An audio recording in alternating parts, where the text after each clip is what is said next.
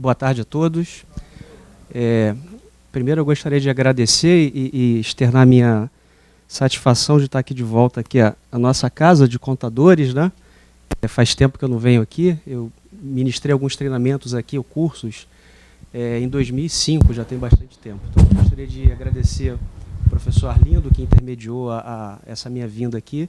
E eu gostaria de esse espaço aqui, eu gostaria de fazer uma coisa não muito formal, para a gente trocar algumas ideias sobre controladoria, né? Como é que a controladoria pode contribuir na geração de valor das empresas. Então fiquem à vontade, não é aula, é um bate-papo, nem uma palestra também formal. Meu objetivo aqui é a gente trocar umas ideias sobre esse tema que eu julgo ser bastante relevante. Apesar da gente ter tido uma evolução nas normas contábeis, a parte da contabilidade gerencial ela é cada vez mais importante na gestão das empresas. Então, eu queria começar aqui, passando o primeiro slide aqui. Como já foi comentado, né, minha formação é em ciências contábeis, né, eu sou contador, a minha pós-graduação é em controladoria, o meu mestrado é na área de contabilidade gerencial. Eu já atuo na área há 20 anos, né, e tenho uma experiência sempre relacionada à parte de contabilidade gerencial e controladoria. Eu tenho atuado em cursos de graduação já há 18 anos, tem alguns ex-alunos aqui nessa sala, aqui, que eu tive a satisfação de rever. Atuo também em curso de pós-graduação, MBA em Company, e para concurso público, de vez em quando, a gente também dá umas aulas para concurso e às vezes prepara umas provinhas aí interessantes. Ali está o meu perfil do LinkedIn, né, depois a gente, para manter o contato, né, quando eu preparei essa apresentação às 2 semanas, mais ou menos, eu me deparei que eu tinha 1.335 seguidores há 2 semanas atrás, né? Fiquei impressionado com o número. Nesse mesmo dia eu fiz uma consulta e a Bruna Marquezine tinha 29 milhões e 400 mil seguidores, né? Aí eu fiquei, mas é tanto seguidor, né? Então eu procurei um pouquinho mais e vi que o Neymar, ele tinha 100 milhões, né? 100 milhões de seguidores. Então, de toda maneira, eu fico bastante satisfeito com a quantidade de seguidores e gostaria que vocês ajudassem a aumentar o meu número de seguidores. Para a gente começar, antes de começar propriamente o conteúdo, eu vou passar um vídeo aqui de 1 minutinho, 2 minutinhos. Eu gostaria que vocês prestassem bastante atenção no vídeo, que é para a gente dar uma contextualizada e dar um pontapé inicial. Pode clicar, por favor.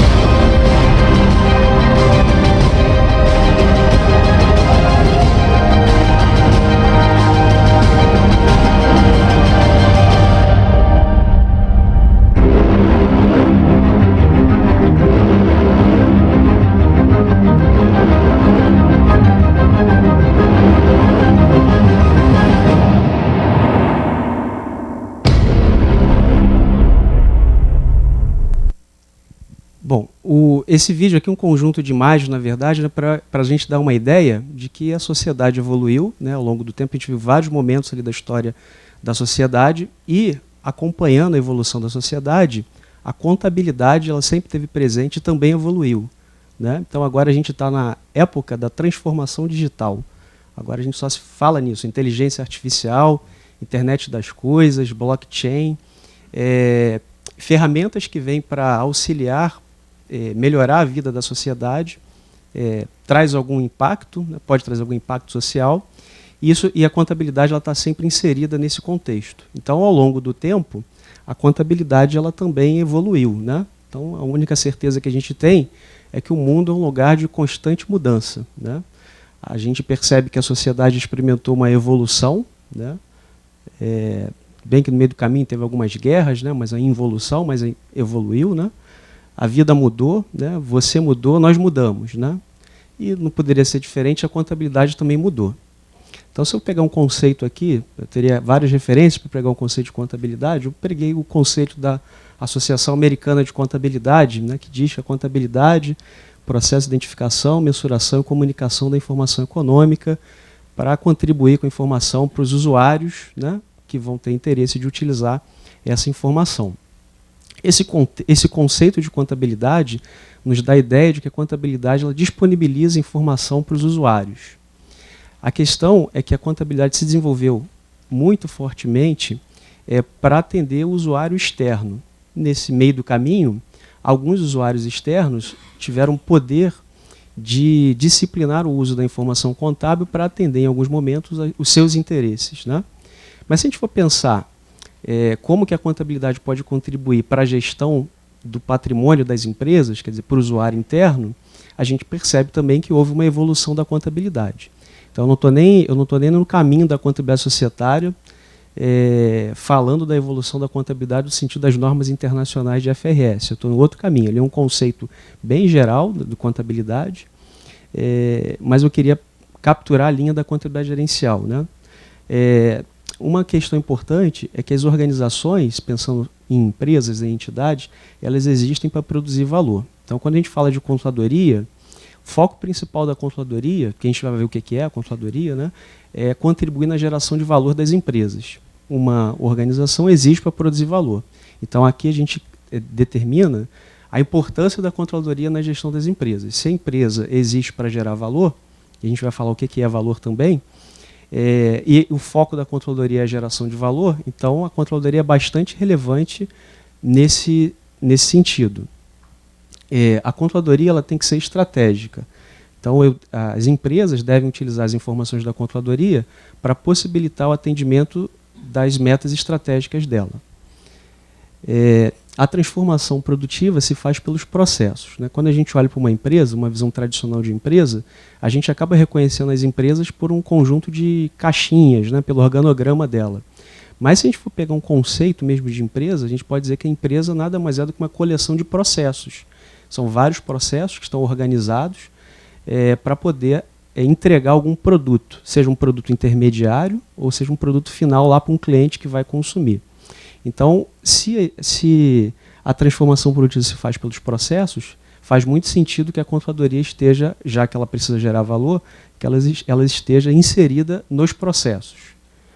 E, por fim, os recursos, né, materiais, estrutura, apoio, né, infraestrutura, eles são a base da competitividade. Então, para a controladoria, o que importa é saber se aquele recurso que eu apliquei durante o meu processo, ele gerou algum valor. No final, é isso que a gente quer, né? Eu quero aplicar recurso, preferencialmente com um custo baixo, para poder trazer um retorno maior e deixar o empreendedor, o acionista, o dono da empresa mais rico, que não necessariamente é com mais lucro, né? Então, o foco da contabilidade tradicional está no lucro, enquanto que o foco da controladoria, né, a percepção de mudança e a revolução ou a evolução da controladoria nesse sentido, vai muito mais no sentido de geração de valor. Então, esse aqui é um primeiro ponto. Mas, então, o que é a controladoria, né? Se a gente pegar um conceito aqui de controladoria, poderia usar vários conceitos, mas eu entendo que a controladoria é uma unidade administrativa, quer dizer, um órgão da empresa, né, responsável pela coordenação da gestão econômica da organização. Então, se a gente for pegar a gestão empresarial, tem 3 vertentes. Uma vertente é a gestão operacional, que está preocupado com modus operandi, com o fazer. Então, vou ter lá o gerente de compras, o gerente de produção, o gerente de RH, gestão operacional. A preocupação dele é na execução. A gente vai ter a gestão financeira, onde a preocupação desse gestor vai ser em obter recursos e distribuir eficientemente esses recursos, né, para poder atender as demandas, as reivindicações financeiras dos outros gestores. Como as reivindicações são muito maiores do que a disponibilidade de recurso, o gerente financeiro, o tesoureiro, ele tem que usar técnicas para poder distribuir de maneira eficiente os fundos, porque eu não tenho dinheiro para todo mundo, não tenho dinheiro para distribuir, eu não consigo colocar todos os projetos de uma vez só na empresa. Eu preciso selecionar os projetos e distribuir. Então eu tiro a preocupação dessa temática de quem executa, da gestão operacional, e coloco para esse gerente, que a gente chama de tesoureiro. Na literatura a gente chama de tesoureiro. E aí vai surgir um outro agente aqui dentro da gestão empresarial, que é o controller. A preocupação do controller é lidar com a gestão econômica, que a gente acaba falando pouco, né? A gestão operacional é mais comum a gente ouvir, a gestão financeira também, mas a gestão econômica a gente pouco ouve. O que é essa gestão econômica? Essa gestão econômica ela tem por objetivo otimizar os recursos, otimizar o resultado econômico de uma entidade. Então, quando a gente olha para a controladoria ela vai buscar sempre a otimização do resultado econômico, que não necessariamente é o resultado contábil. Não necessariamente ter lucro significa que eu adicionei valor, eu adicionei riqueza aos proprietários. Eu vou, inclusive, mostrar um pequeno exemplo numérico para a gente melhorar esse conceito de lucro, né, contábil, e valor, né? O desenvolvimento das atividades da controladoria, então, ela está fundamentada na estrutura de operações do sistema de informação contábil. Então, a controladoria, para poder dar conta da gestão econômica, ela vai usar as informações contábeis para isso. E aí a gente volta ao ponto do conceito inicial da contabilidade, né? Se a contabilidade ela tem a intenção de atender a necessidade informacional dos usuários externos, que são os credores, né? Se a gente pegar lá a estrutura conceitual, o direcionamento primário da informação contábil, são os credores por empréstimos e os acionistas em atual e potencial. A gente está com foco no usuário externo, informação produzida para atender o interesse desses usuários, sem viés, livre de erro. Mas pode ser que essa informação, nesse padrão que está, comparável entre as empresas, mas pode ser que para a minha organização, para eu fazer a gestão da minha organização, talvez eu precise ter uma informação diferente, mais adequada à minha necessidade informacional. Então, a gente utiliza na contadoria a base do sistema de informação contábil, mas com o viés de executar a gestão econômica. Então, a gente tem uma certa liberdade de criar alguns relatórios que talvez não sejam aceitos para fins de normas brasileiras de contabilidade para publicação. Eu posso usar métodos de custeio diferentes, por exemplo, do societário, né? Eu não preciso usar, por exemplo, o custeio por absorção para apurar o CPV, fechar meu resultado e valorar o estoque, que está lá no CPC 16. Eu posso usar uma outra métrica, uma outra forma de custear para poder gerar informação para tomar decisão econômica. Talvez fazer avaliação de desempenho numa base de custos societários, como a gente sabe que carrega rateio ali dentro, talvez eu prejudique a avaliação.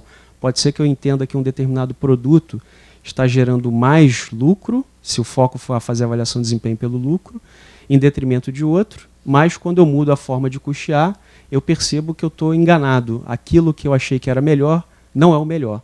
Então eu tenho essa liberdade na contadoria de produzir informações diferentes da vamos chamar assim, da contabilidade oficial, que é aquela publicada, auditada, tá disponível, né? A gente tem essa liberdade.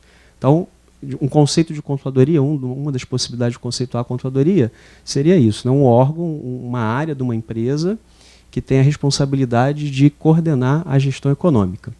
Aí eu reforço o aviso que foi dado no início, fiquem à vontade para fazer perguntas, para interagir, para acrescentar, tá bom? Bom, e o controller, o que ele faz, né? Bom, o controller, a responsabilidade do controller vai variar dramaticamente dependendo de algumas coisas. Por exemplo, o porte da empresa. Se a gente está falando da empresa gigante, e eu tenho um controller lá, ele vai ter um conjunto de atribuições. Se tem uma empresa pequena, que tem uma controladoria, não estou nem falando de uma microempresa, uma empresa de médio, pequeno para médio porte, que tem uma área de controladoria, certamente as atribuições desse controller dessa empresa vai ser muito diferente das atribuições do controle de uma empresa de grande porte. Uma empresa gigante que tem um controller vai ter uma visão muito mais estratégica, vai ter uma visão muito mais de ser eu gosto muito dessa palavra, ser um copiloto do CEO.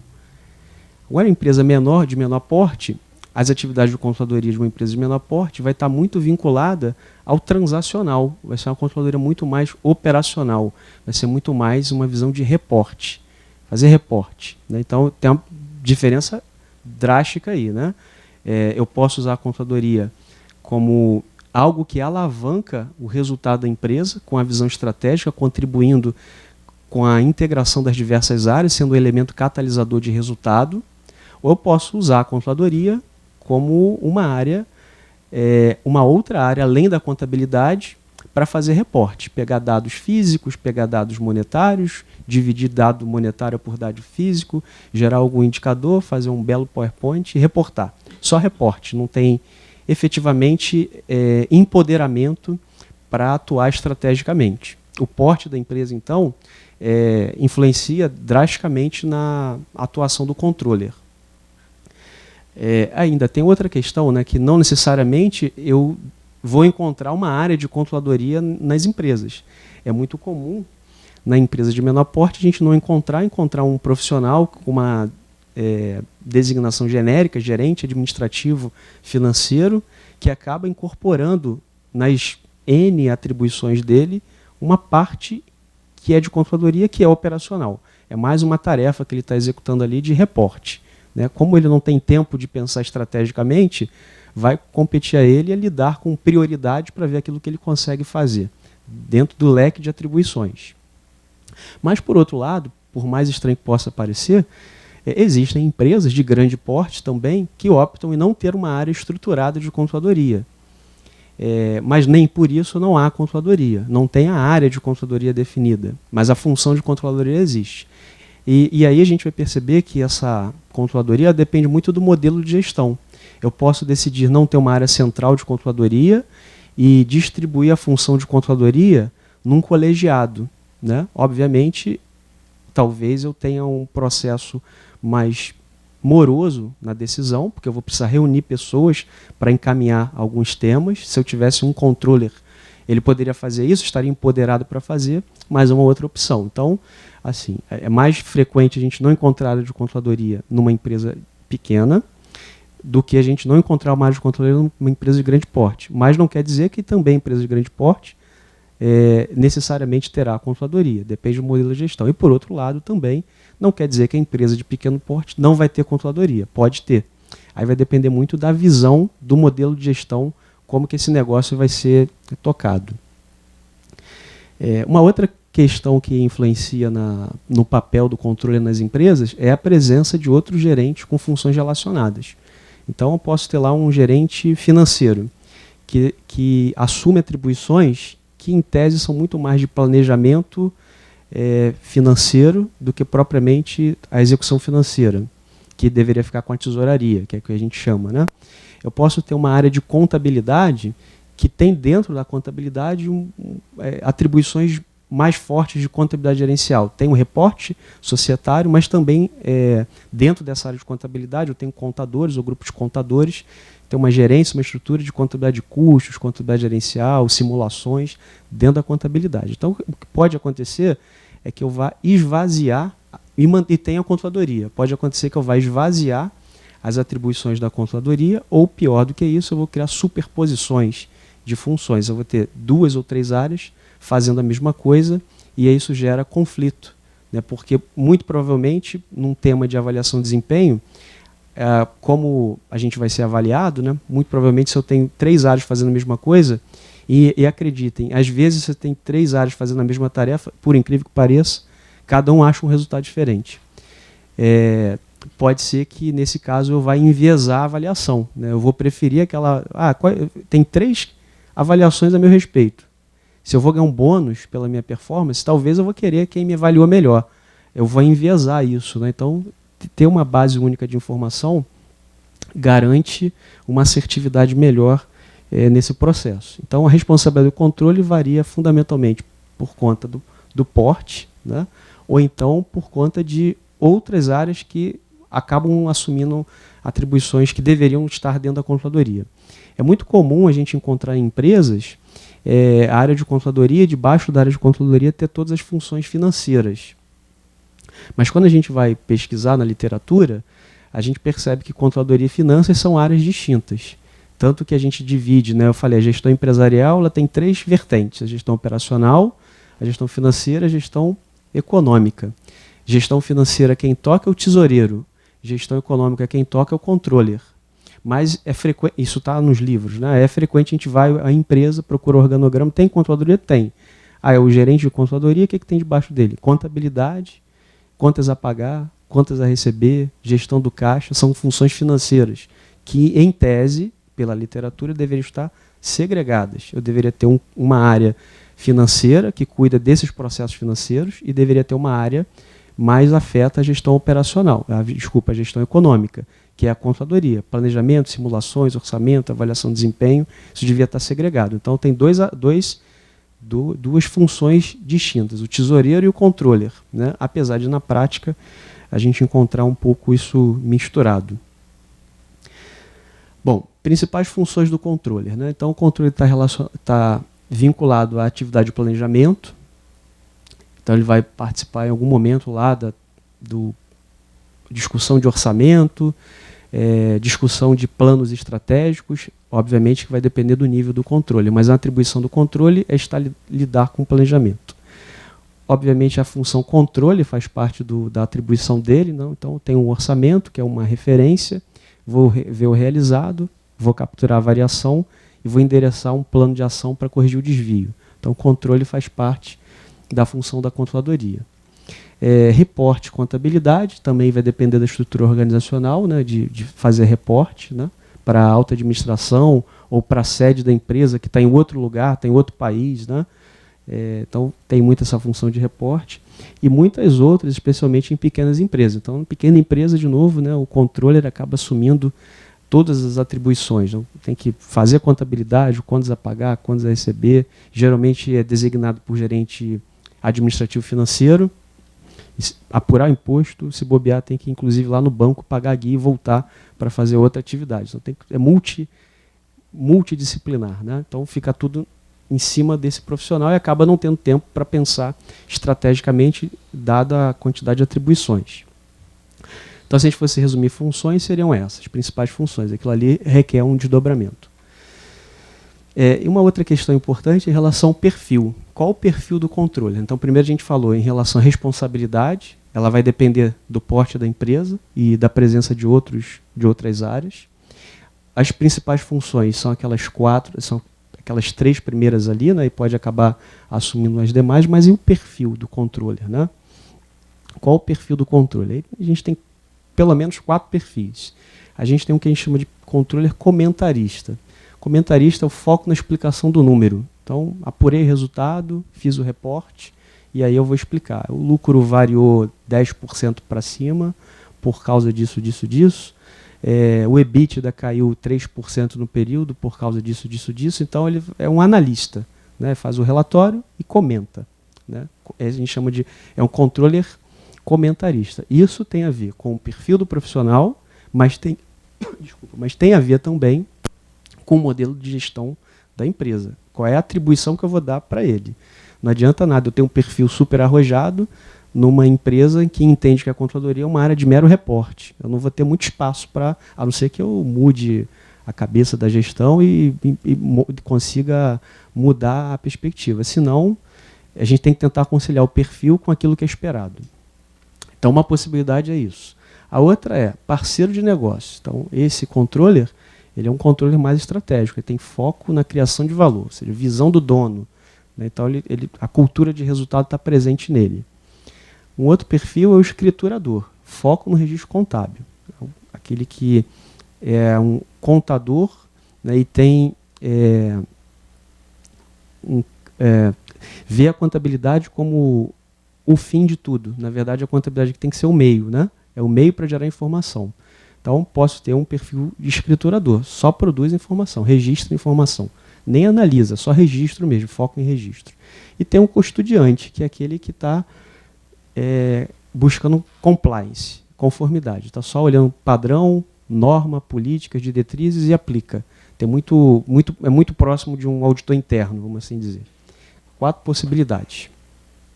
Esse gráfico aqui é um estudo feito pela uma Big Four, né? Ele traz algumas características, né, que eu achei bastante interessante esse estudo, né? Então, se a gente for olhar para aqui, ó, mais habilidades contábeis com um perfil mais reativo, a gente vai ter o perfil escriturador.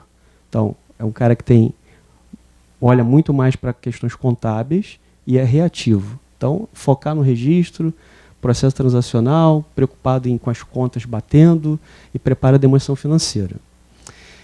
Aí a gente vai olhar para um outro. É uma pessoa que tem mais habilidade de negócio, está mais presente lá junto dos negócios, né, e também é reativo. Aí a gente está olhando nesse quadrante aqui. É o perfil do comentarista. Então, o foco para explicar número que já passou, né, já aconteceu, está só explicando. Traduz a história da empresa em números. Então, de novo, olhando para trás, né, faz análise de variação e relatórios gerenciais. Então, apesar dele estar vinculado ao negócio, ele tem uma percepção da importância da contribuição para o negócio, ele ainda é reativo, tem um perfil reativo. Então, se a gente olhar agora habilidade contábil mais proativo, a gente vai ter aqui no quadrante de baixo que tem a perspectiva custodiante, compliance, né, conformidade. Então, foco na governança, trabalha para garantir a conformidade de controles internos, salvaguarda de ativo e consciência de negócio. Quer dizer, muito parecido com o auditor interno, né? Bastante parecido com o auditor interno. Então, conhece bem de contabilidade, só que é proativo.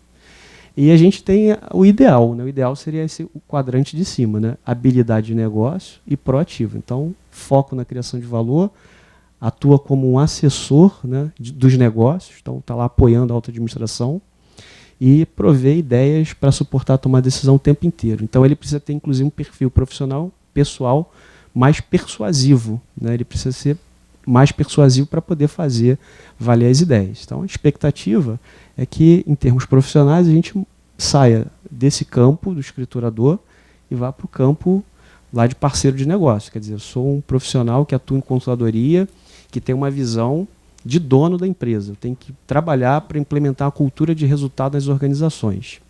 Então, tem que incorporar no valor, na cultura da empresa, inclusive passar essa mensagem para o corpo de empregados da empresa, que ele está consumindo o recurso da empresa como se estivesse consumindo seu recurso próprio. Quer dizer, quando a gente pensa no nosso bolso, talvez eu pense um pouco diferente na hora de pagar alguma coisa que eu estou pagando, quando eu penso que a empresa vai pagar alguma coisa. Então, a cultura aqui que a gente tem que implementar é a cultura de resultado. Ok? Até aqui tudo bem? Bom, graus ou níveis da controladoria. Como é que a gente pode dividir isso? Já até um pouco já comentei, né? Quanto mais baixo for o nível de conhecimento e integração na empresa, a gente vai ter uma controladoria operacional. Então, está na posição hierárquica inferior, com pouco grau de integração e conhecimento.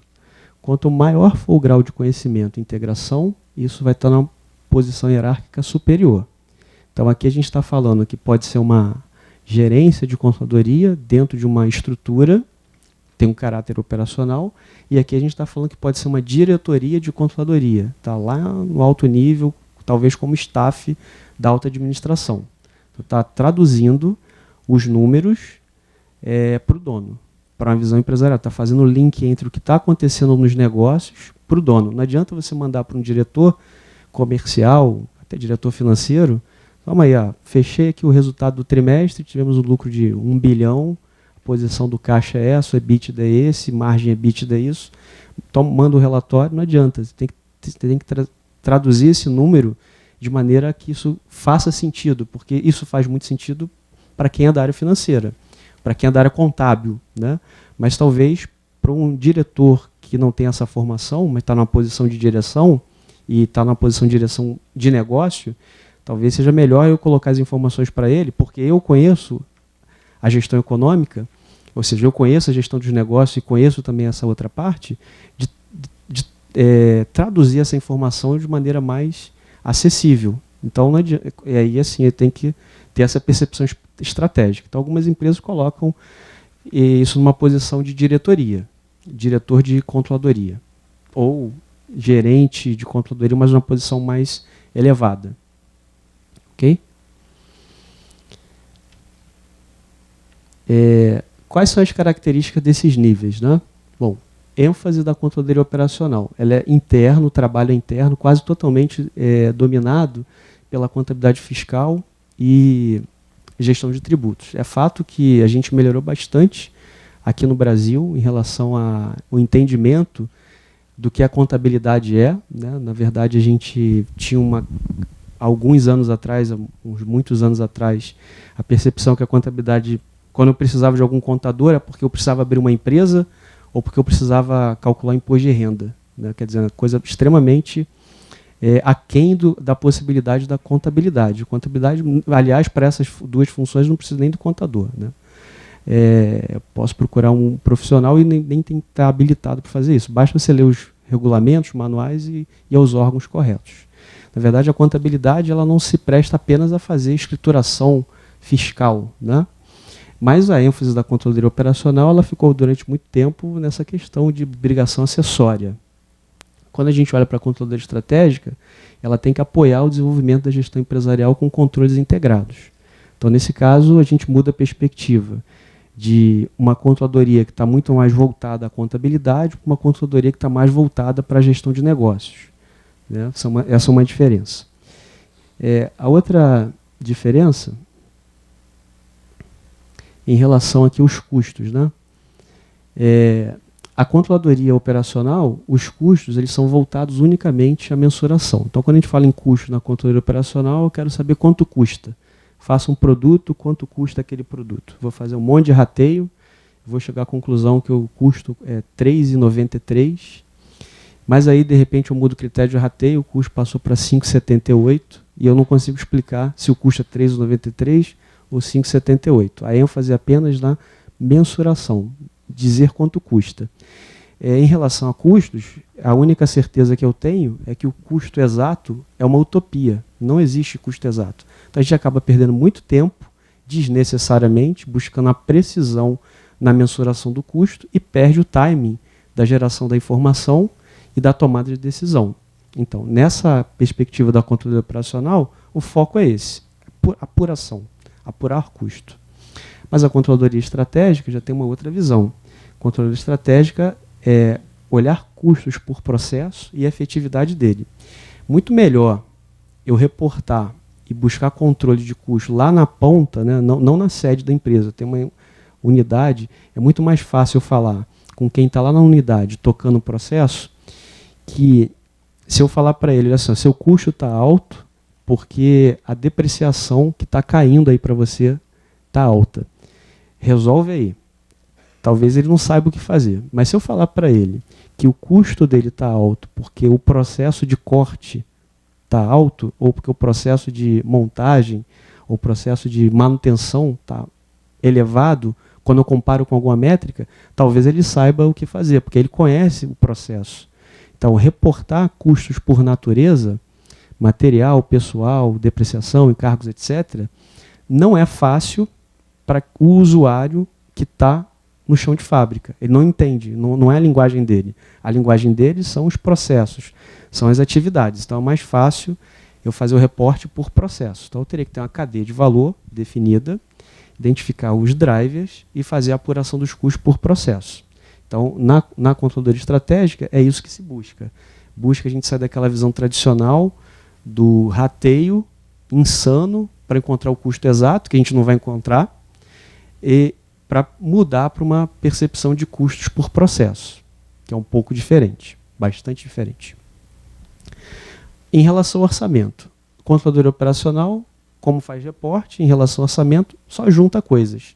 Tem um monte de gente fazendo um monte de quadrinho na empresa, manda para essa área junta, gera um orçamento, manda para a administração, a auto-administração rejeita e volta, refaz, junta de novo, vai para a auto-administração, tem que ajustar agora esse ponto aqui, vai pontualmente naquilo ali, ajusta e pronto, acabou o processo orçamentário na perspectiva da controladoria, que tem um caráter operacional.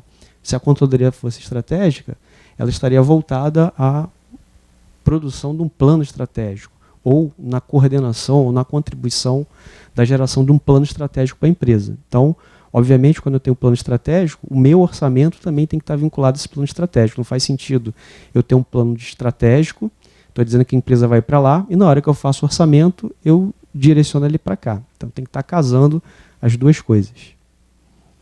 Alguma pergunta? Certeza que meu nível de exposição é claríssimo, ninguém tem dúvida, né? Ou se não precisa ter dúvida, não, pode contribuir também. Em relação à análise de investimentos, controladoria operacional. A análise do investimento na controladoria operacional é feita pelo fluxo de caixa descontado com uma taxa única. Então, eu defino uma taxa de desconto, um WACC, por exemplo, da vida, e desconto meus projetos todos por aquele WACC único. Né? Talvez eu possa estar cometendo um equívoco, porque para determinados negócios, dentro da mesma empresa, de um portfólio de projetos, alguns negócios têm riscos diferentes do que outros. Então, muito provavelmente, eu deveria ter simulações de fluxos e simulações de taxas. Não deveria usar uma taxa única, é uma simplificação. Mas isso está muito no caráter da controladoria operacional, até por limitação de escopo. Né? Já a controladoria estratégica, a análise de investimento tem que guardar uma coerência estratégica com um custo de capital específico. Então, aí, se eu, por exemplo, tenho uma operação dentro da mesma empresa, que tem um portfólio de negócios que tem riscos diferentes, eu deveria capturar o risco, fazer aquelas contas lá de finanças, calcular o CAPM, colocar o risco lá pelo beta, desalavancar, realavancar, aquela conta toda tem que fazer, e buscar o WACC daquele negócio, refletindo o risco daquele negócio. Eu tenho um projeto naquele negócio, é essa taxa de desconto que eu vou usar. Agora eu tenho outro negócio. Então, para aquele outro negócio, eu tenho um nível de risco diferente, a taxa não vai ser mais aqueles 12% que eu vou usar de WACC. Vai ser outra. Eu vou ter que calcular especificamente para aquele negócio. Então, a controladoria estratégica busca ter um nível de detalhe maior para poder suportar a decisão de CAPEX. E, por fim, aqui, em relação à avaliação de desempenho, controladoria operacional, essa avaliação de desempenho ela é puramente financeira. Então, usar os índices tradicionais de análise que a gente conhece. Eu vou calcular o EBITDA, vou calcular o ROCE, vou calcular margens, índice de atividade, extremamente financeira a avaliação de desempenho. Coloco metas para esses indicadores, vou lá, apuro o resultado. E tem um resultado, faço a comparação, alcançou ou não alcançou. Qual o problema? O problema é que esses índices financeiros, puramente financeiros, eles são o retrato de uma consequência, porque a informação pela qual estou apurando o resultado já foi. É a informação passada da contabilidade. Eu apurei um resultado, apresentei uma posição patrimonial, cruzei números e estou dizendo, olha, meu índice de liquidez foi de 1 ponto alguma coisa. O EBITDA, margem EBITDA foi de tanto. Mas foi. Né? Talvez eu precisasse incorporar outras perspectivas para explicar a consequência das minhas decisões. As decisões que eu tomo, elas são mensuradas do ponto de vista financeiro, nas demonstrações financeiras. Mas como que eu explico aquilo ali? O índice, por si só, ele só talvez me dê tendência. Ele me dê uma evolução. Ele não me dá o detalhamento. Então, talvez eu tenha conseguido aumentar a margem porque eu melhorei o grau de satisfação do cliente. Talvez eu tenha conseguido melhorar o fluxo de caixa porque eu melhorei meus processos internos. E talvez eu consiga gerar mais valor para o acionista porque eu capacitei as pessoas. Então, essas 3 vertentes que eu citei são lá do BSC. Né? Aprendizado e crescimento, processo, cliente. São 3 perspectivas diferentes. Por elas eu consigo explicar o reflexo nos indicadores financeiros. Né? Então, quando a gente está olhando para a controle estratégica, geralmente a gente utiliza o scorecard para fazer isso. Então, teria que colocar metas, não só metas financeiras, mas metas nessas outras perspectivas. E aí eu vou conseguir explicar a consequência financeira disso. Ok? Sim. Deixa, ele vai passar o microfone para você. Nesse último ponto, você tem que passar pela operacional para você poder chegar no estratégico, né? Você não pula direto. Sim, não pula direto. Então, está falando que do BSC? Sim. Não, você não vai conseguir direto, né? Eu preciso, é como se fosse uma árvore, que eu estou começando pela raiz, estou cultivando a árvore, ela está crescendo, está dando fruto. O fruto é o final, é o resultado financeiro. Eu preciso ter um sólido forte, um solo forte para a árvore crescer. O que é isso? Eu tenho que capacitar as pessoas, instrumentalizar as pessoas. Então, tem que dar treinamento e capacitação. Depois que isso está feito, né, eu fiz o trabalho de solidificação, eu preciso agora olhar os meus processos. Como é que essas pessoas capacitadas e instrumentalizadas vão tocar os processos, com o objetivo de eu melhorar o resultado com o cliente. Se eu fizer o dever de casa operacional, né, isso é tudo operacional, eu vou capturar um bom resultado financeiro. Em princípio, eu vou capturar um bom resultado financeiro. Mas o que a gente faz, numa visão mais tradicional, que é essa aqui, a gente acaba desconsiderando esse caminho. A gente vai logo lá para o fim e seta metas financeiras apenas. Mas para eu chegar naquela meta financeira, eu talvez tenha que fazer um trabalho de casa, um dever de casa antes. A controladoria estratégica ela busca tornar isso mais visível, né, com esses indicadores. Bom, por que as empresas elas devem gerir o consumo dos seus recursos, né? Se a gente está falando lá, se eu falei lá no início, né, que o foco da controladoria é gerar valor, e a geração do valor pressupõe que eu tenho que fazer a gestão de recursos, por que eu tenho que fazer isso? A gente vai entrar nessa parte aqui de gestão de custos. Bom, primeiro é que a gente tem uma questão de competição global, os mercados não são mais locais, os mercados são globalizados, né? A gente consegue colocar um produto novo aqui e vender lá na China, ou o contrário, né? Então não é local, o mercado é global. Existem tecnologias que são avançadas, né? A gente está falando de tecnologias agora recentemente, porque na verdade isso se fala há algum tempo, mas eu acho que deu uma disseminação maior nos últimos, 8 meses, um ano, falando dessas novas tecnologias. Acho que foi muito impulsionado pela criptomoeda, né? Que a gente começou a falar de criptomoeda, blockchain, e aí depois a gente começou a estender essa tecnologia de mineração de dados, de bloco de codificação, para usar em outras áreas, para usar no direito, na área jurídica, né? Para usar muito na área financeira, na área de contabilidade, e agora a gente tem aí visto o tema recorrente. Todo mundo está discutindo essa revolução digital que está acontecendo, e a gente está no meio dela. Então tem tecnologias que são avançadas, né? E a gente busca processos mais eficientes. Então isso aqui é uma das respostas por que eu tenho que gerir recurso. Se eu tenho a competição global, eu tenho que estar com os custos redondinhos, né? Se tem muita tecnologia, eu preciso buscar mais produtividade, né? Para isso eu tenho que ter processos mais eficientes. Os consumidores cada vez mais estão exigentes quanto à qualidade, preço e direitos. Então, cada vez mais a gente lida com consumidores que têm conhecimento, né? Então, as empresas precisam colocar produtos sem problema, com qualidade e, muitas das vezes, customizado. O cliente quer o produto para ele. O produto customizado vai custar muito mais do que um produto padronizado, que eu tenho escala. Então, as empresas precisam conseguir ter estratégias para ter ofertas. E a gente vê aí, por exemplo, carros, né? Carro você agora em alguns casos, você entra no site e você monta o carro, entre aspas. Você customiza o seu carro dentro de um leque de opções. Se você quiser fugir daquilo ali, não tem. Mas é diferente de você ir a uma concessionária e comprar o carro que está lá. Esse carro, qualquer carro, você pode escolher qualquer carro desde que seja preto. Então você não pode escolher qualquer carro, é esse carro. Quando eu te dou opções para você customizar, a gente está tentando atender uma perspectiva do cliente diferente, e isso vai afetar os custos. É mais difícil recuperar aumento de custo corrigindo o preço, ou seja, dificilmente hoje a gente consegue empurrar ineficiências para o preço. É mais difícil fazer isso hoje. Então, porque o mercado é muito competitivo. Mercado competitivo, as empresas vão procurar gerir melhor os seus custos, porque a ineficiência que onera o custo, hoje talvez eu não consiga replicar lá para o preço e fazer com que o cliente pague isso. E existe risco de desaceleração da economia, a gente está vivendo isso, né?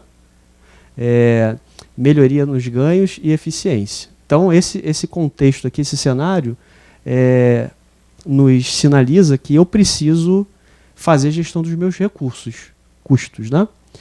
Nesse ponto, ninguém faz gestão de custos porque é legal fazer gestão de custos. Na verdade, talvez seja até chato fazer gestão de custos. Mas as empresas fazem gestão de custos porque, na verdade, querem maximizar seus resultados. Então, na verdade, eu quero resultado.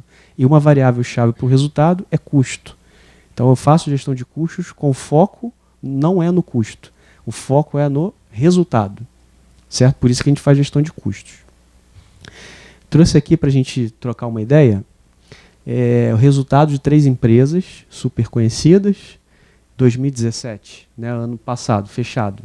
Trouxe aqui o resultado da Petrobras, o resultado da Vale e ali o Grupo Pão de Açúcar, para a gente comparar. Empresas, não dá para comparar as 3 empresas, né? Dá para comparar talvez Vale com Petrobras, mas o Pão de Açúcar é outro segmento, é outro porte, né? Não dá para comparar. Mas eu coloquei ali de propósito, porque é uma empresa comercial, compra e vende, né? Uma questão provocativa que tem aqui, olhando para o resultado, se a gente tiver que fazer uma redução no consumo de recurso, onde que eu vou ter o maior impacto no resultado? Se eu pressionar nesse sentido os custos ou as despesas? Onde que eu consigo capturar mais ganhos em termos de resultado? Se eu trabalhar mais fortemente nos custos ou nas despesas? Nos custos, né? A gente já está vendo por ali, no número relativo, né? Que os custos aqui na Petrobras eles representaram 68% da receita em 2017, na Vale 62% e no Pão de Açúcar 76%. Então, se a minha preocupação é melhorar o resultado, a DRE que eu coloquei aqui não é bottom line, não. Está no meio do caminho, antes do resultado financeiro. Tá? Não é lucro líquido, não. Inclusive teve prejuízo aqui. Se a gente estiver preocupado aqui em melhorar o resultado pela variável que está mais sob o meu controle, que é custo, despesa, né? Que a gente chama de OPEX, o custo, e D&A, a despesa, né? Que é a terminologia que a gente usa, a gente faz controle de CAPEX, que é o investimento, controle de OPEX, que está nessa linha, e controle de D&A, despesas gerais e administrativas, está nessa linha. Gerencialmente, é assim que a gente trata o tema. Então, se a minha preocupação é mais com OPEX e D&A, eu vou ter maior ganho se eu trabalhar nessa linha. Mas eu também não estou dizendo que é para abandonar a linha de despesa. Não, não é isso. É que, geralmente, mal comparando, a despesa é a formiguinha e o custo é o elefante. Né? Então, se eu acho que eu vou melhorar o resultado da minha empresa eliminando pequenas despesas, isso não vai acontecer. Quando a gente joga uma luz na despesa e faz algum tipo de programa de contenção ou de redução, na verdade, a mensagem que eu estou passando é muito mais cultural do que financeira. Porque o que eu vou capturar de ganho ali, relativamente, é muito menor do que eu vou capturar de ganho quando eu trabalho com os custos. Certo? Então, ali eu estou falando de gastos administrativos. Está muito grande. Então, tem que atuar para ele reduzir. Mas não vai resolver o problema. Você só vai dar mais governança. Você vai dar mais controle ao consumo do recurso, mas não vai resolver o problema. Aonde que eu vou resolver o problema? Na linha de custo, que é a minha operação. Lá sim que eu vou capturar ganhos. Né? Sendo assim, o que tem nessa linha aqui de custo? O que está ali dentro? E que eu posso atuar? Quais são as frentes de atuação em relação a custos? Isso, matéria-prima, quer dizer, eu poderia renegociar com o meu fornecedor. Certo? Uma outra coisa que está ali dentro é salário. Salário das pessoas que trabalham com o produto. Eu poderia criar uma forma de remunerar os empregados de maneira diferente. Ou demite todo mundo e recontrata, contrata outras pessoas, né?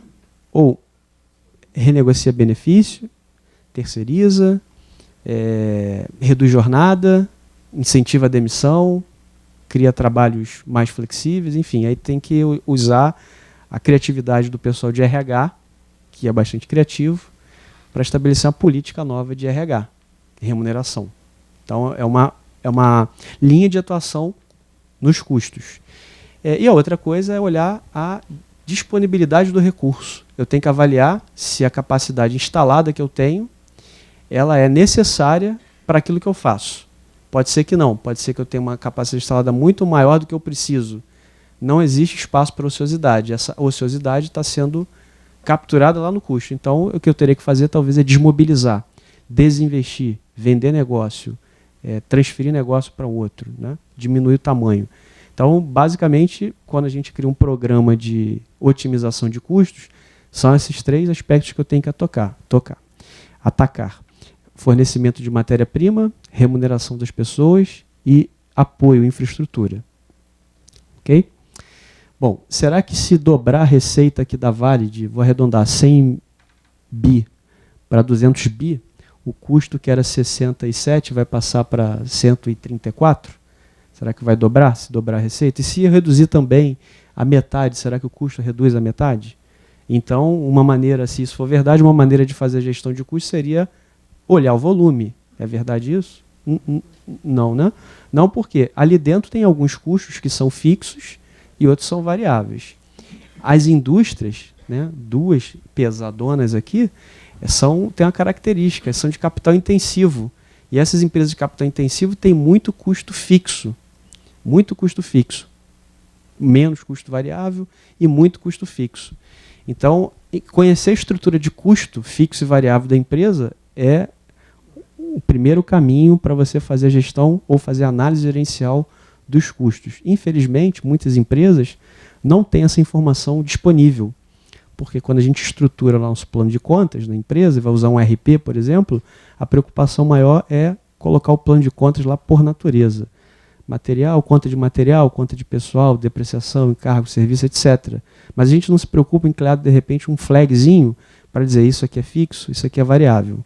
E vira e mexe a gente tem essa necessidade. Aí a gente acaba utilizando um software super poderoso, talvez você já deva ter ouvido falar, que se chama Excel.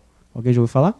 Então, sai do RP, aí vai para o Excel e faz isso na unha, né? Você pega isso aqui, junta com aquilo ali, então você perde um pouco da consistência do dado. O ideal é que eu já estruturasse a informação no sistema, no RP, no transacional, para que eu pudesse fazer essas análises mais rápido e com mais assertividade, não ter problema com planilha, transcrição de planilha. Às vezes acontece, né? Botou uma célula, tem que bater com outra, na fórmula não bateu, lá no final F2 mais a diferença e bate. Então, para evitar esse tipo de coisa, né, você tem que ter consistência do dado. É bom que esteja no transacional. E a outra questão é, para que eu uso essa informação de custos, né? A gente pode usar para várias coisas. Primeiro, eu posso usar a informação de custo para precificar, né? Obviamente que a precificação baseada em custo, ela não funciona para o mercado competitivo, mas é uma referência. Eu posso usar a informação de custo para fazer avaliação de desempenho. Posso usar a informação de custo, por exemplo, para tomar decisão de investimento ou desinvestimento do negócio. Posso usar a informação de custo, por exemplo, para criar um programa de remuneração variável para os empregados e para os gestores, baseado em resultado. O custo vai estar dentro dessa cesta de indicadores. Então, posso usar informações de custo para suportar o processo de decisão. Ok? Bom, numa perspectiva estratégica, a gente costuma dizer que num cenário de pouca competição, praticamente no monopólio, o lucro ele era a função da receita. Maximize a sua receita que você vai maximizar o seu lucro. Mas no cenário de competição, o lucro deixou de ser função da receita e passou a ser a função dos custos. Sendo assim, o lucro vai ser máximo quando o custo for mínimo. Então a variável que está sob o meu controle, nesse cenário competitivo, é custo. Eu tenho que ir lá gerenciar custos para gerar mais resultado. Então, custos é uma informação importante para a controladoria na perspectiva da geração de valor. E aí a gente tem que fazer otimizações dos custos. Não é cortar custo, né? Existe um número cabalístico, eu não sei de onde saiu isso, quando está tudo ruim, aí vem a ordem, vamos cortar os nossos custos em 20%. Eu não sei de onde saiu esse 20%. Como todo mundo já sabe, tem que cortar 20%, infla tudo em 20% e corta nada. Fica naquela mesma baseline de custos. Então, não é essa maneira que a gente tem que fazer isso. A maneira míope, isso é míope. Manda cortar tudo, não é assim. Na verdade, eu tenho que fazer uma otimização dos custos, que não necessariamente é só reduzir. Pode ser até que aumente o custo na otimização, desde que esse incremento do custo me traga mais benefício. Aí eu fiz um programa de otimização dos custos, foco no resultado, né? Como é que faz isso? Quando a gente, empresa, geralmente, né, uma outra questão, o assunto custos, o tema custos, ele fica na última linha da agenda das empresas, quando está com um cenário de expansão. Estou cheio da grana, não tem problema, o mercado está bombando, não vou me preocupar com custos, vou deixar para lá. Mas quando muda o cenário, quando aperto o cinto, aí vira o primeiro da pauta. E aí vem essa euforia, tem que cortar custo, tem que reduzir custo, enfim. Aí vamos contratar uma consultoria para nos ajudar a fazer um programa de custos. O consultor não vai te vender um programa de redução de custo, porque para reduzir é só mandar cortar tudo, né? É fácil. Ele não vai te vender, você vai te vender um programa de otimização de custos, que pressupõe 3 coisas. Para otimizar custo, eu tenho que racionalizar a tarefa. Então, eu tenho que rever meus processos, olhar meu processo, e quando eu faço isso, eu identifico que pode ser que tenha processos que estão duplicados. E pode ser também que tem processos que não agregam valor. O que eu tenho que fazer? Mapear e tirar isso. Porque isso está consumindo recurso e não está adicionando valor. Eu vou ter que combater desperdício. O que é desperdício? Um desvio de um processo gera ineficiência e essa ineficiência vai bater um desperdício. Eu tenho que combater o desperdício. Como? Revendo o processo e acertando o processo. E eu preciso também ser implacável para eliminar supérfluo. Supérfluo é todo recurso consumido por uma empresa que é desnecessário. Se eu tirar, ninguém morre. Continua funcionando direitinho. Tem que eliminar isso. Então, geralmente as empresas de consultoria, famosas, pequenas, grandes, criam programas de consultoria, de gestão de custos. O programa basicamente é esse checklist. O checklist é esse.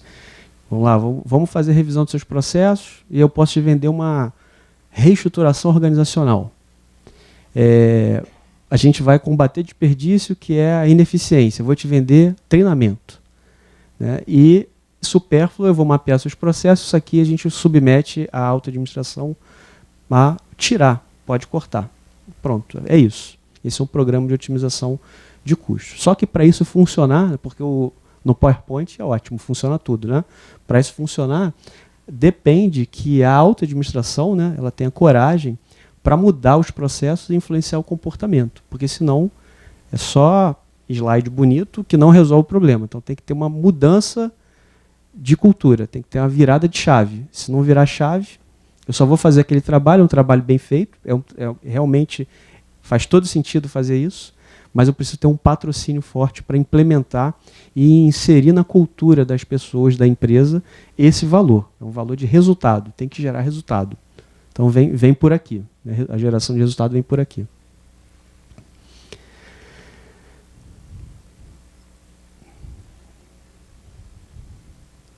Bom, as informações de custos elas vão servir para 3 propósitos: para apurar resultado, para fazer o controle das operações e suportar a tomada de decisão. Do ponto de vista de apuração de resultado,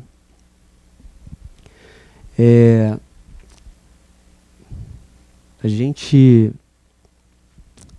só colocando ali rapidamente, a gente sabe que eu tenho 2 formas de apurar custos, basicamente. Ou eu faço pelo societário, que é a absorção, ou eu faço pelo variável, que é o custeio gerencial. Né?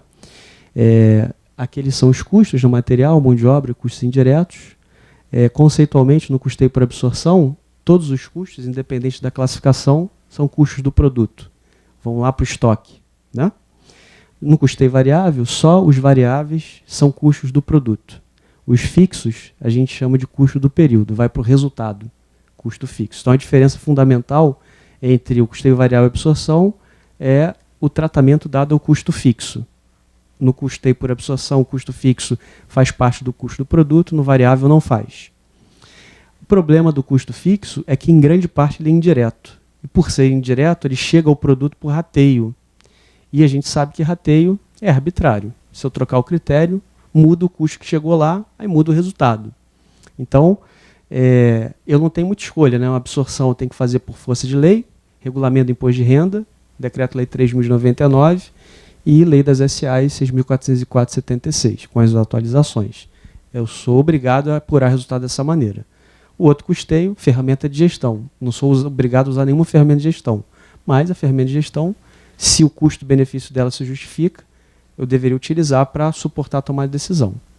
Então aqui eu trouxe um exemplo numérico, não quero nem ficar muito tempo batendo número, né, mas apurando o resultado numa mesma situação, apurando o resultado pelo custeio por absorção, eu teria um lucro, no variável eu teria outro. Nesse caso aqui, como no meu exemplo não tem um estoque inicial, o lucro da absorção sempre vai ser maior que o variável. Isso justifica a preferência do fisco, porque esse custeio antecipa a base de cálculo de imposto de renda, e também justifica o interesse da CVM, porque esse custeio cumpre o regime de competência.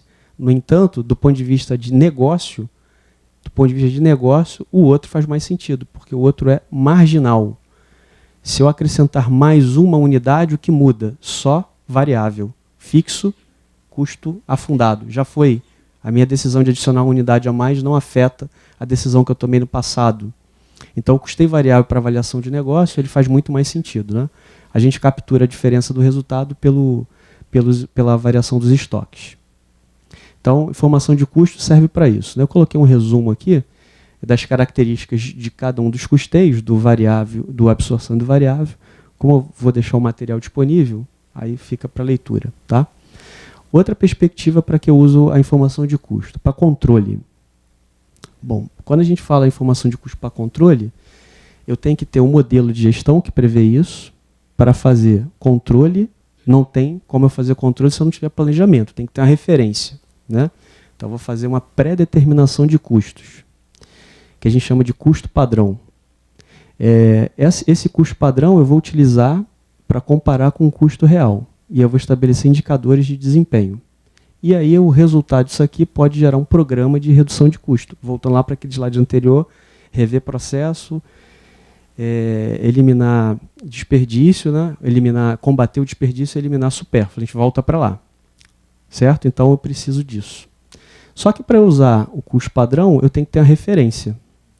Qual é a referência? Existem referenciais externos, a gente chama de benchmark, ou melhores práticas, que eu tenho um pé atrás. O que é melhor, né? De repente o melhor para a sua empresa não é melhor para a minha, mas é uma referência, é um parâmetro. Tem que ter um referencial. E o referencial ele traz expectativas. Então, por exemplo, eu peguei aqui, quando eu fiz a apresentação, esse time aqui é o último do campeonato. Não sei se é o do brasileiro, não sei se é ainda, né? O Paraná Clube. Qual é a minha expectativa se eu usá-lo como referência de controle? É baixo, porque o desempenho dele até aquele momento é ruim, né? Dentro de um torneio. Nesse mesmo momento, eu peguei um outro time que tem uma alta expectativa. Quando eu fiz era o primeiro, acho que é o segundo, né? Deve ser o segundo hoje. Está caindo, né? Então tem uma questão emocional aqui também por trás disso, né?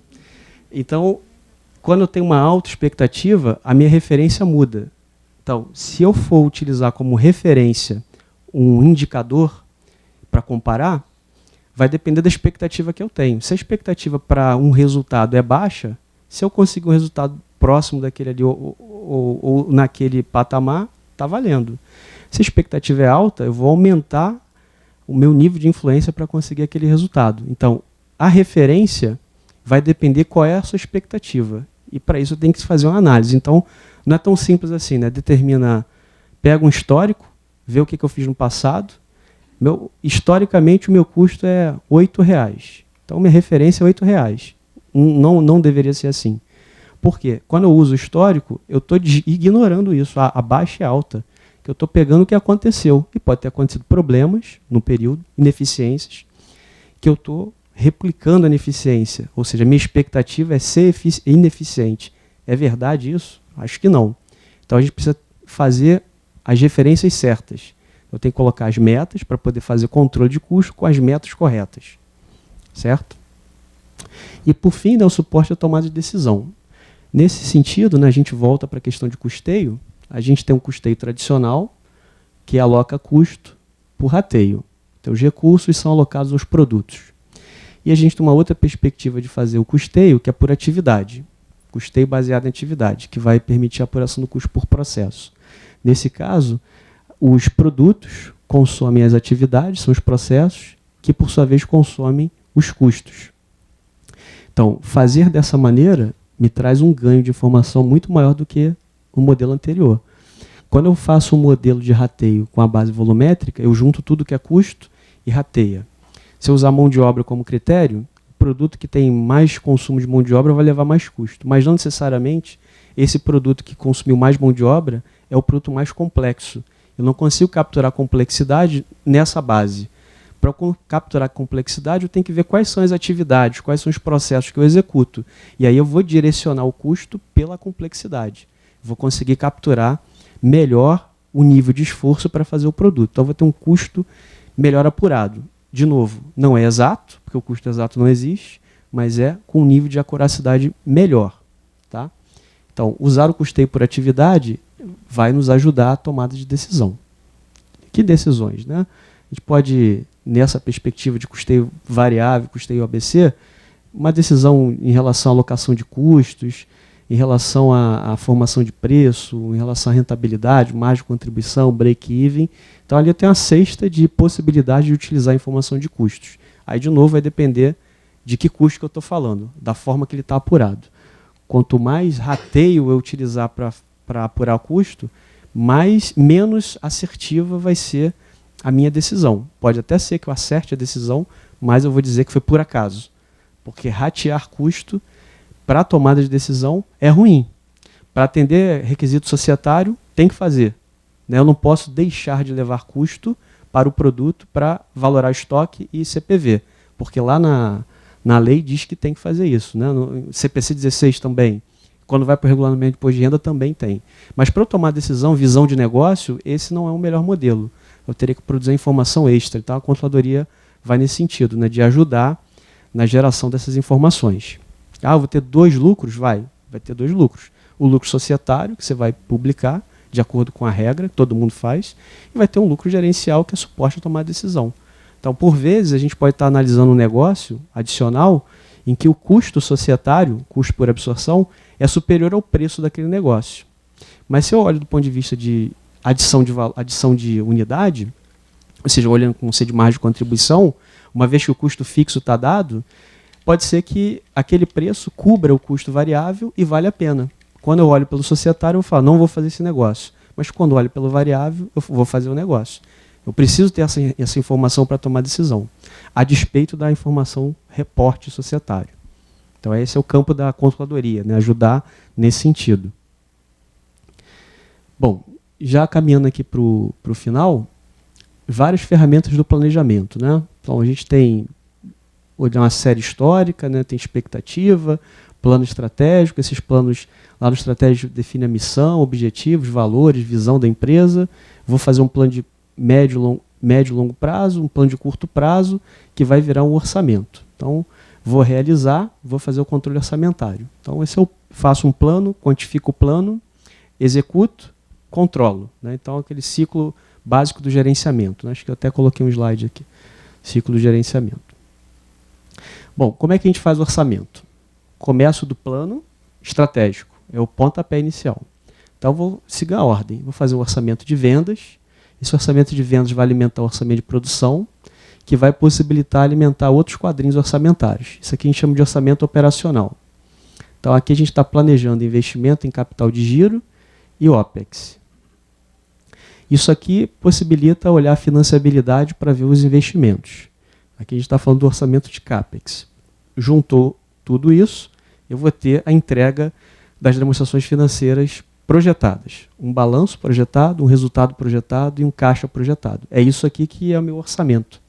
Né? Não são os quadrinhos. Os quadrinhos é o caminho para eu chegar ao orçamento. Então, o orçamento são esses relatórios. Que aí depois eu vou mensalmente ou trimestralmente fazer os acompanhamentos e reportar lá na alta administração. Nosso caixa por trimestre era tanto, foi mais ou menos. Aí tem que explicar o porquê. Fazer a avaliação de desempenho, que é o ciclo de gerenciamento. Então, isso aqui é um resumo, claro que é um resumo, um slide resumindo o processo orçamentário, que a controladoria atua bastante. Então, o resuminho aqui, né, plano estratégico, era um plano operacional, é quantificado, se transforma em orçamento, executo, execução é registrada no sistema de informação contábil, obtém resultado, analisa o desvio, medida corretiva e retroalimenta esse fluxo. Né? Então, eu vou ter lá o controle orçamentário, que a gente verifica o nível de desempenho em relação à meta, e o acompanhamento orçamentário, que é diferente do controle orçamentário, que é para a gente buscar o entendimento das causas das variações orçamentárias. Então, aqui não é um exercício de desculpas, né, e justificativas. Aqui a gente está entendendo o porquê que desviou e endereçando um plano de correção de rumo. Então, a coisa é fazer o controle, é simplesmente verificar. E a outra coisa, no acompanhamento, eu tenho que atuar. Então, é uma outra fase do controle. Bom, o foco da controladoria, como eu falei lá no início, é gerar valor, né? E o que é gerar valor? A geração de valor, aqui diz o seguinte, que o valor é gerado através de investimento de capital na formação de fluxo de caixa com taxa de retorno superior ao custo de capital.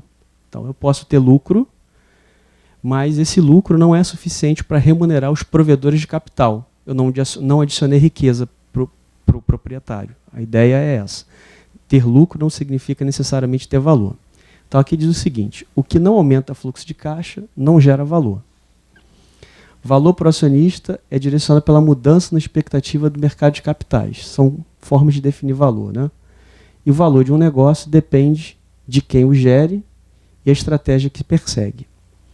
Então,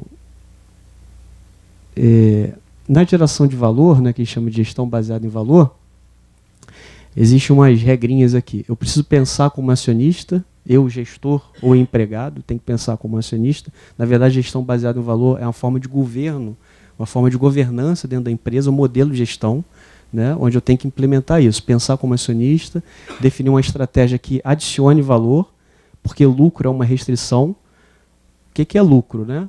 Lucro, eu tenho que dar um lucro de 12% do capital empregado. Essa não é meta, essa é restrição. O cara, quando colocou dinheiro no teu negócio, no mínimo você tem que remunerar em 12%, por exemplo. A partir daí é que você está tradicionando valor, né? Então, lucro é uma restrição de negócio. Não é o objetivo do negócio. Lucro é uma restrição do negócio, é um mínimo, né? Então, tem que definir a estratégia de valor, não a estratégia de lucro. Eu preciso definir uma métrica, como é que eu vou mensurar isso? Eu tenho que comunicar, ou seja, eu tenho que desafiar as pessoas a alcançar esses resultados. Eu tenho que avaliar o desempenho, e o desempenho precisa ser reconhecido. E eu preciso remunerar o desempenho, ou seja, eu tenho que comemorar, tenho que celebrar. Se a gente fizer isso, vida longa e saudável para as organizações. Então, esse é o deverzinho de casa. Dentro desse aspecto, como é que eu mensuro se eu criei valor, se eu adicionei valor? Então, a gente sabe que as fontes de financiamento são de terceiro, geram juros, não tem recurso gratuito.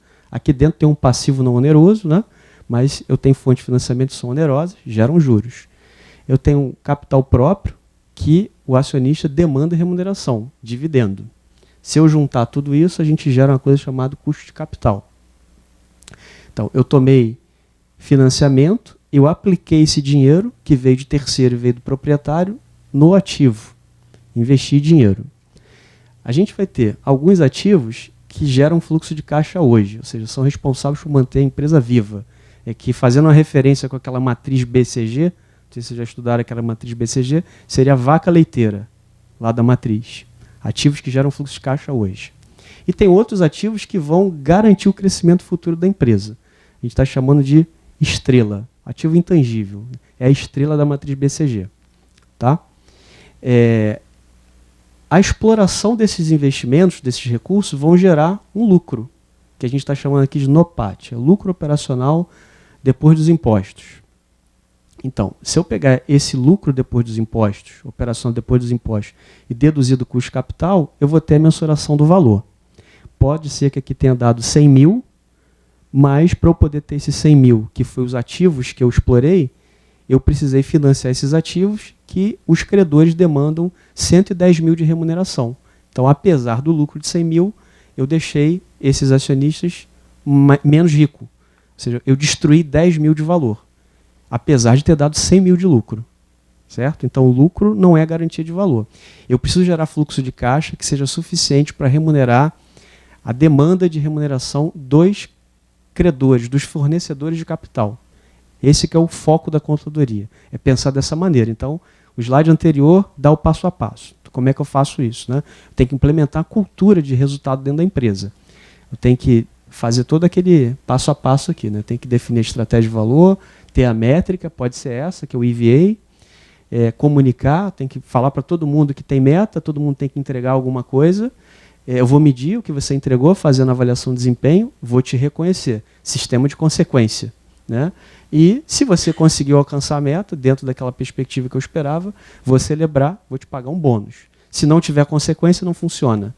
Tem que ter consequência, tem que reconhecer a boa performance e tem que também, de certa maneira, reconhecer a má performance. Ou seja, você tem que dar possibilidade de crescimento, remuneração diferenciada para quem está adicionando valor, e para quem não está adicionando valor, você tem que ver uma maneira de mudar essa situação. Essa é a ideia aqui. Acho que eu coloquei um exemplo nesse slide aqui, acho que um numérico, né? Não, ainda estou falando do EVA, que é a métrica, né? Então o EVA pode ser o spread econômico, que é a diferença entre o retorno do capital e o custo. Essa diferença chama de spread econômico, vezes o capital empregado. Em relação ao ROC, retorno sobre capital empregado, é um indicador de operação. Eu preciso aumentar o retorno do capital empregado. Como? Posso aumentar preço, desenvolver novos mercados, reduzir custo, preservar ativos através de manutenções, fazer um programa de manutenção, né? Reduzir o ciclo operacional, lá, prazo de estocagem, prazo de recebimento, e aumentar a produtividade. Ou, preferencialmente, fazer tudo isso ao mesmo tempo. Então, são exemplos de ações que melhoram o retorno do capital empregado. Então, é um caminho. Outro caminho. Em relação ao capital empregado, eu preciso construir, investir, desde que o retorno seja maior que o custo do dinheiro, né? Então, eu preciso melhorar o processo para que isso seja possível, melhorar a qualidade e aumentar a eficiência. E no capital empregado, eu vou desinvestir. Quando? Realocar capital quando o retorno não atingiu o seu custo.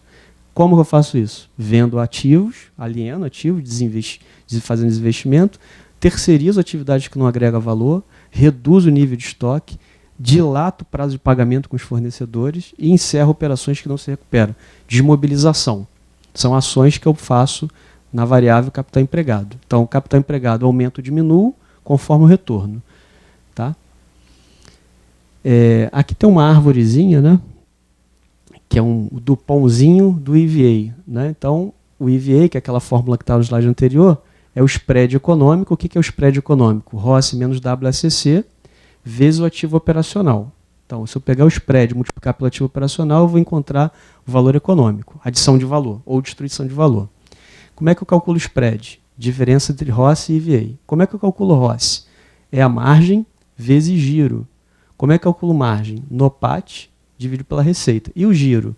Receita pelos ativos operacionais. O NOPAT é receita menos custo menos despesa. E o ativo operacional é necessidade de capital de giro e ativo fixo. Então, isso aqui é um slide gerencial, que é apresentar para o diretor. Porque eu consigo reunir ali todas as variáveis de um negócio. Receita, custo, investimento, está tudo ali. Custo de capital também. Está tudo ali. Eu consigo ver a empresa inteira nesse slide. Então, é um slide, pode dar uma caprichada no slide, melhorar a apresentação, mas é um slide que consegue capturar todas as variáveis de negócio. E eu consigo facilmente ter a visualização da onde que eu tenho que atuar para melhorar. Se eu destruí valor, se eu gerei valor, por que eu destruí, por que eu gerei. Né?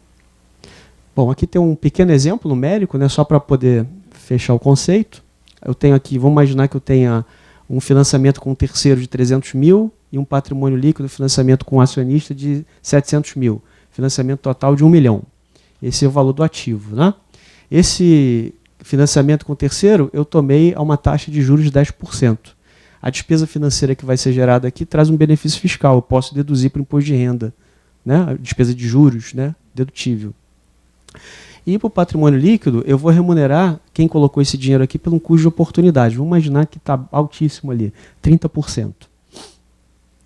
Por outro lado, eu apliquei esse dinheiro no ativo, estoque, equipamentos, etc. Operei esse ativo, vendi, tive custo, gerou um resultado. Eu calculei, então, o meu resultado, o NOPAT, né, que é o EBIT, vezes 1 menos a alíquota do IR, calculei o NOPAT. O ROC é a divisão entre o NOPAT, como estava no slide anterior, e o ativo. Então, eu estou falando aqui o seguinte, olha, aquele 1 milhão que eu tomei emprestado de fontes de financiamento distintas geraram um retorno de 27,75%. O custo desse 1 milhão ponderado foi de 23,25%. Então, apesar de eu ter tido um lucro contábil de 255 mil, eu só adicionei de dinheiro no bolso do acionista aqui 45. certo? Isso que foi a geração de valor. Então, o lucro foi 255, mas o que eu adicionei de valor foi 45 mil. Então, o foco da controladoria vai ser sempre trabalhar nessa perspectiva de adição de valor. Usar aquela relaçãozinha que eu coloquei lá de itens, né, da GBV, gestão baseada em valor, eleger uma métrica, pode ser o EVA, não necessariamente precisa ser o EVA. Eu particularmente gosto bastante do EVA e trabalhar dessa maneira. Assim que a controladoria tem que trabalhar. Olhar os processos dessa maneira, adicionando valor. Bom, para finalizar minha exposição, né, eu abro para perguntas, fazer um resuminho aqui, 4 perspectivas. Primeiro, controladoria. Controladoria, então, pode ser entendida como a ciência contábil evoluída, né? Tem um professor Padovese, tem vários livros, né, ele coloca isso, né, a controladoria é a evolução da ciência contábil. Quer dizer, a gente pode entender a controladoria nessa perspectiva, como a aplicação na plenitude de tudo aquilo que a contabilidade propõe, ou seja, uma ferramenta de gestão. O controller, né, tem que buscar desenvolver um perfil multidisciplinar com foco na gestão econômica, tornando um parceiro de negócio. Quer dizer, aquele perfil que a gente está buscando de parceiro de negócio. Mais habilidade de negócio, mais proativo, com uma visão multidisciplinar. Então, controladoria requer isso. Não adianta eu ser um especialista em contabilidade apenas. Esse conhecimento de contabilidade é fundamental. Mas eu preciso adicionar outros. Conhecimento de finanças, mercados, jurídico, psicologia, que a gente vai lidar com pessoas, então tem que influenciar, né? Então, conhecimento multidisciplinar. Em relação à informação, eu preciso mensurar adequadamente o consumo do recurso e gerar informação para subsidiar o processo de decisão. Então, aqui eu chamo a atenção que, dependendo daquilo que eu preciso, eu vou ter uma informação diferente da outra. Então, eu tenho que saber qual é a informação que eu preciso para a tomada de decisão. Então, eu não posso simplesmente pegar tudo da demonstração contábil, que já está pronta, para atendimento a requisitos societários, e usar toda ela para suportar a decisão. Tem que ter informações talvez diferentes. Dá trabalho, dá trabalho. E a gente vai ver dentro da empresa como é que endereça isso. Se a sua empresa tem a controladoria com foco de reporte, esquece, não vai fazer. Mas se a empresa tem a controladoria com foco estratégico, certamente vai ser a maior demanda que vai ter, por informação para tomar decisão, dentro da empresa interna. Não estou dizendo que a gente não tem que atender o requisito, não. Tem que atender os requisitos societários, fiscais, tem que ter tudo isso. Mas não só isso. Isso talvez não seja o mais importante para o processo decisório. E, por fim, em relação à geração de valor, né, tem que contribuir, a controladoria, na disseminação da cultura de resultado e disciplina de capital, favorecendo a visão do dono. Esse que é o papel da informação de valor, né? Cultura de resultado, visão de dono. É isso que a gente precisa colocar dentro das empresas. Ok?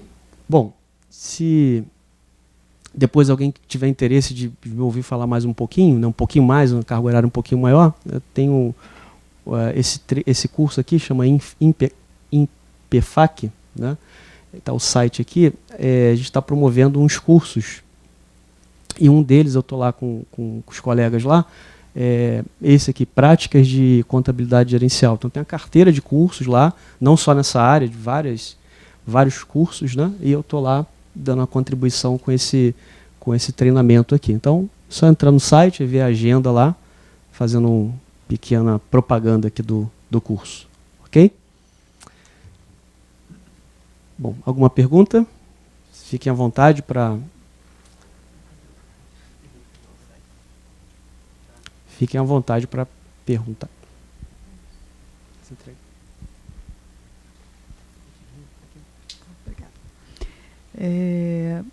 Parabéns aí pela sua explanação.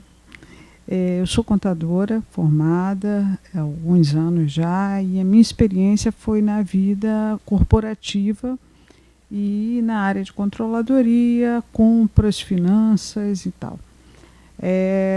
A coisa de 3, 4 meses eu resolvi seguir uma carreira solo, e o meu objetivo é exatamente aplicar os conceitos da contabilidade gerencial, mas a pequenas e médias empresas, ou seja, aqueles que não têm uma controladoria instalada. De antecipo que tenho encontrado muita dificuldade em ver o interesse desse pequeno empresário nessas informações, nessa coisa de agregar valor, entender que isso realmente vai agregar valor. E aí queria ouvir a tua experiência um pouco quanto a isso. Qual é o seu nome? Tânia. Isso realmente, a gente tem uma barreira, né, que é a barreira de informação. Né? A gente tem dois trabalhos aí. Primeiro é tentar convencer que esse conjunto de informações vai ajudar na gestão do negócio. Então, é um trabalho de convencimento primeiro. E depois é fazer com que esse empresário utilize as informações, porque a gente não pode tomar o lugar dele. Na verdade, a gente tem que ser um assessor do negócio. Então, a gente tem uma questão que é cultural, né, de educação, que a gente precisa primeiro conquistar corações e mentes para entender que aquilo vai ajudar. E segundo, que talvez eu precise muito mais na área de capacitação. Eu preciso capacitar essa pessoa no entendimento, não é dar um curso, não é isso que eu estou falando, mas eu tenho que capacitar essa pessoa e mostrar para ela, com exemplos concretos, que a utilização de algumas ferramentas, mesmo que simples, mesmo que básicas, melhora o resultado. Ele percebe ganho. Infelizmente, a gente vive num cenário já de muitos anos que a carga tributária no Brasil é muito alta, muito elevada. Então, o pequeno empresário, isso aperta muito nos fluxos de caixa dele. Então, ele acaba se preocupando muito mais com a gestão tributária, no ponto de vista de otimizar a carga tributária, do que, de repente, pensar numa melhoria de um processo. Até porque, se ele melhorar o resultado, o fisco vai tomar mais dele, do resultado. Então, ele tem que capturar, de alguma maneira, ganhos e perceber que aquele recurso que ele está aplicando hoje, se gerido de outra maneira, consegue gerar mais resultado para ele, nessa ideia de valor, né? Nessa ideia de valor. Então, realmente é um desafio grande. Nesse sentido, é um desafio grande, né? Porque a gente tem uma ferramenta para entregar, a gente tem um produto para entregar, mas eu preciso, antes disso, fazer com que o usuário desse produto entenda que vai ajudar a ele, não a mim, porque não sou eu que sou o empresário que estou tocando o negócio, é uma ferramenta para ele, e a gente tem que assessorar. Então a gente tem um papel de educador nesse sentido e de entregar as ferramentas. Não é fácil, Tânia. A minha experiência diz que não é fácil. Obrigado. Meu nome é Daniel. Parabéns pela apresentação. Eu vou contribuir com a Tânia aí, que sofro do mesmo caso dela. Optei por trabalhar como consultor e durante um ano aí sofri bastante. Mas eu vim da área financeira e eu vejo muito o mercado, né, hoje cobrando planejamento estratégico e as empresas focando muito em cobrança sobre orçamento base zero, né? Como é que fica essa referência ou essa falta de referência na hora de você fazer um projeto de controladoria, sendo que as pessoas com benchmark, né, sendo que as empresas cobram um pouco de conhecimento ou muito conhecimento em orçamento base zero, né? Então, em relação ao orçamento, né, superado esse problema inicial de que o empresário entendeu que a controladoria vai ajudar, aí já está no estágio já avançado, no outro lado da moeda, né? Ele já entendeu que tem os orçamentos que contribuem, tem várias maneiras de fazer orçamento. Aquele orçamento que eu consolido um monte de informação, talvez histórica, que não agrega tanto, ajuda, mas não agrega, dá um norte, mas não é o melhor. Depois eu vou para um cenário de fazer um planejamento estratégico, vinculo o orçamento ali, e eu chego à conclusão que talvez eu deva mudar o enfoque de produzir meus orçamentos e fazer um orçamento base zero. Esse base zero pressupõe que, qual é o principal ganho, né? É que eu vou ter que ter muito mais responsabilidade na hora de definir as metas, porque eu estou me comprometendo a alcançar aquele resultado sem um histórico. Claro que a gente vai usar o histórico, a gente não deixa o que aconteceu para lá. Mas quando a gente usa o base zero, a gente está convidando que o gerente faça um exercício, uma reflexão melhor sobre a possibilidade de realizar aquilo ali. Uma coisa é usar tendência e fazer ajustes de inflação, fazer ajustes porque eu melhorei um processo, eu sei que vai ficar mais eficiente, vou melhorar a produtividade. A outra coisa é, deixa eu sentar aqui e ver se eu realmente colocar nesse nível de esforço, o que eu consigo entregar. E aí você coloca a meta. E aí isso te gera, porque em tese você não olhou o passado, isso te gera uma responsabilidade muito maior, um nível de comprometimento muito maior para entregar esse resultado. Então, tem todos os estudos aí de fundações, né, com publicações sobre isso. Foi um modismo, aí às vezes volta, às vezes para de falar. Acho que agora está falando de novo de OABZ, até por conta de crises. Tem caso aí da Ambev, né, que é um caso clássico de utilização do orçamento base zero, mudou a gestão, colheu resultados. É um case, né? Mas aí tem essa questão, Daniel, que é realmente gerar compromisso. Acho que, se eu falasse assim, ponto positivo do ABZ é a responsabilização, compromisso maior na entrega do resultado. Ok? Mais alguma pergunta? Não? Tem certeza? Bom, então, obrigado aí pela atenção. Meu contato, LinkedIn, e-mail. Fico à disposição para trocar ideia com vocês depois daqui. E mais uma vez, obrigado aí a todos aí pela audiência. Obrigado.